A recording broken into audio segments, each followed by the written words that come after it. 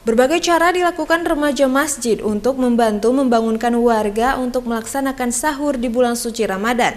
Nah, di Aceh, sejumlah remaja Masjid Al-Furqan, Desa Brawe, Kecamatan Kuta Alam, punya cara unik untuk membangunkan warga, yaitu dengan alunan syair nan merdu.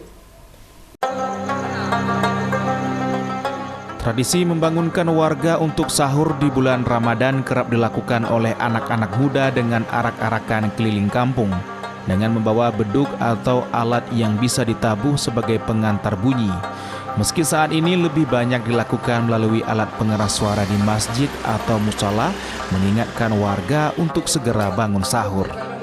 Namun cara yang dilakukan para remaja masjid di Desa Brawe saat membangunkan warga terbilang unik dan menarik. Bahkan cara mereka membangunkan sahur kerap ditunggu-tunggu warga. Syair yang dilantunkan dengan kompak, bak backing vokal dengan menggunakan pengeras suara di dalam masjid.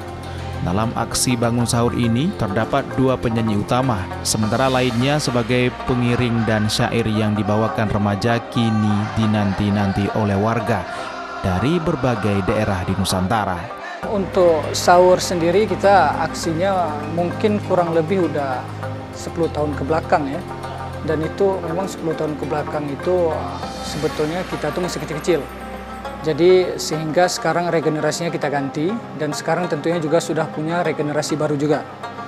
Jadi untuk yang sekarang mungkin beda dari tahun yang sebelumnya, bahwasannya mungkin kalau tahun sebelumnya itu kita masih lengkap semua ya. Dan sekarang agak waktunya itu nggak selalu standby setiap malam, dikarenakan memang ada teman-teman yang bekerja gitu.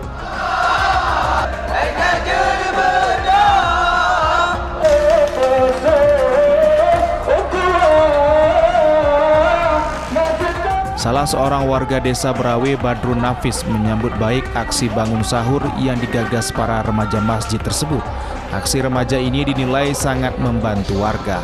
Selama ini warga sangat senang dan sangat mengapresiasi kegiatan para remaja karena hal seperti ini sudah menjadi kebiasaan rutin dan sudah menjadi alarm bagi warga untuk bangun sahur.